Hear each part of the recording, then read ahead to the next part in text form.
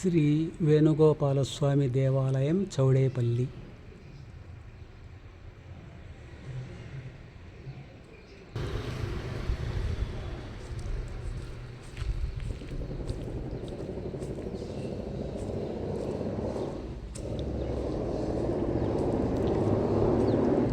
ఈ ఆలయం విజయనగర రాజుల పరిపాలన అనంతర కాలంలో ధ్వంసమైపోయి తిరిగి పునర్నిర్మించబడుతోంది.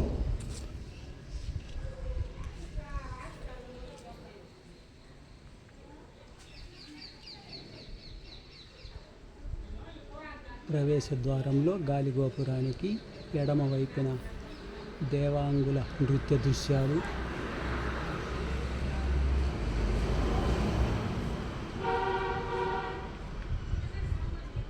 కుడివైపున దేవదాసీల దేవాంగుల శృంగార చిత్రాలు.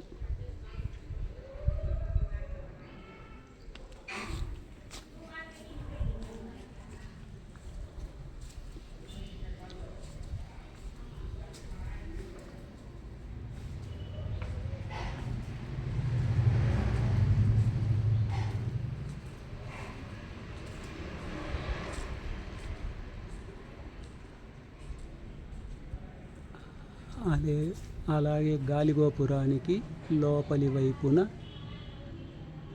దక్షిణాన దేవాంగుల నటన దృశ్యాలు.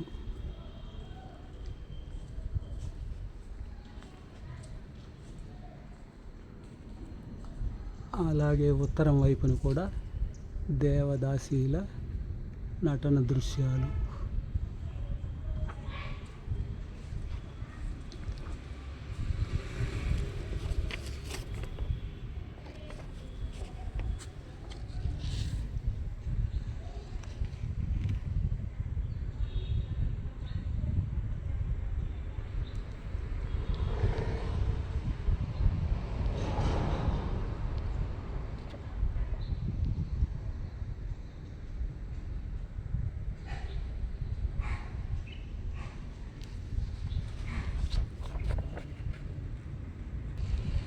ఈ ఆలయములో రుక్మిణీ సత్యభామ సమేతముగా వేణుగోపాలస్వామి వారు కొలువై పూజలు అందుకుంటున్నారు.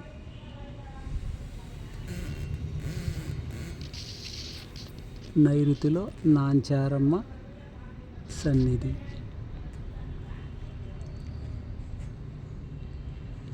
ఈ ముఖ మంటపం 16 స్తంభాలపై అత్యంత రమణీయంగా నిర్మించబడి ఉంది.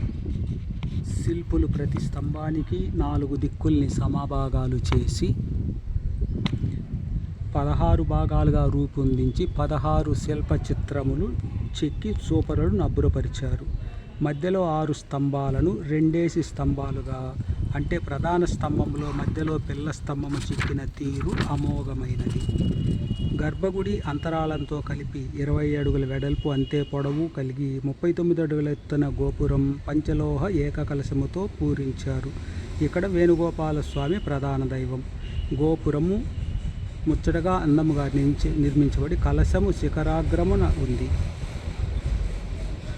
ఈ ఆలయానికి విశేషమైన భూమాన్యములున్నాయని చెబుతారు. ఈ ఆలయంలో గరుడుని గుడి ముందు పెద్దినాయుడును ఏకిల దొర ఆలయాన్ని నిర్మించిన తరువాత సాష్టాంగ దండ ప్రణామములాచరిస్తూ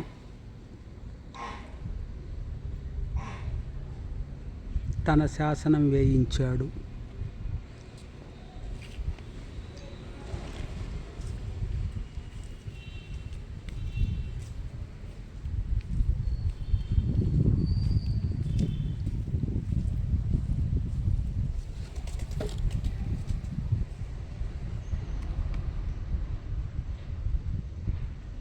ఆలయంలో నైరుతిలో ఒక స్తంభమునకు తన తమ్ముడైన శీలినాయుడు తన చిత్రమును చెక్కించుకొని నేలబండకు తన పేరు చెక్కించాడు.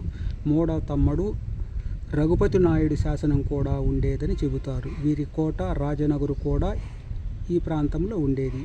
పంచాయతీ కార్యాలయ ప్రహరీ లోపల ఒకసారి యుద్ధము జరిగినప్పుడు ఏకిల దొరలు అగ్నిగుండ సమాధులు, వారిని స్వర్గమునకు ఆహ్వానిస్తున్న అప్సరసల చిత్రాలు చెక్కబడి ఉన్నవి. ఈ గర్భగుడికి ముందు భాగమున ఉత్తర దిక్కున పాదపీఠమున జనమేజయ జీర్ణోద్ధరణ అన్న శాసనాలు కూడా ఉన్నాయి. ఈ ఆలయం పునర్నిర్మాణంలో భాగంగా దేవాదాయ శాఖ, టీటీడీ వార్ల సహకారంతో సర్వాంగ సుందరముగా తయారవుతోంది.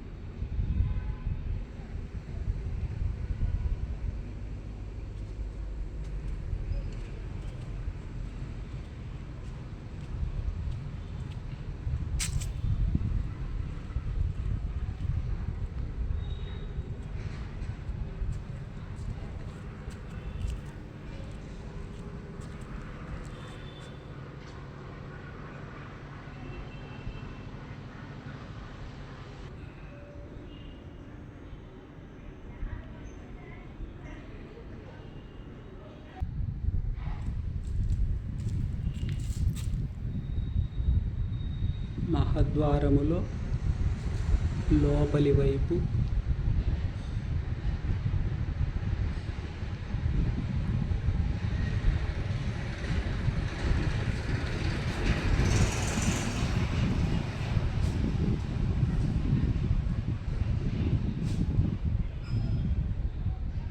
దృశ్యం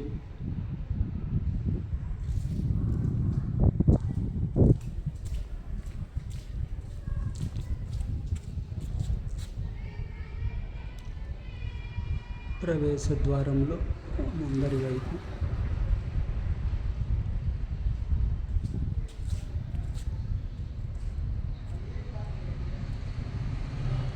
శిల్ప సౌందర్యం,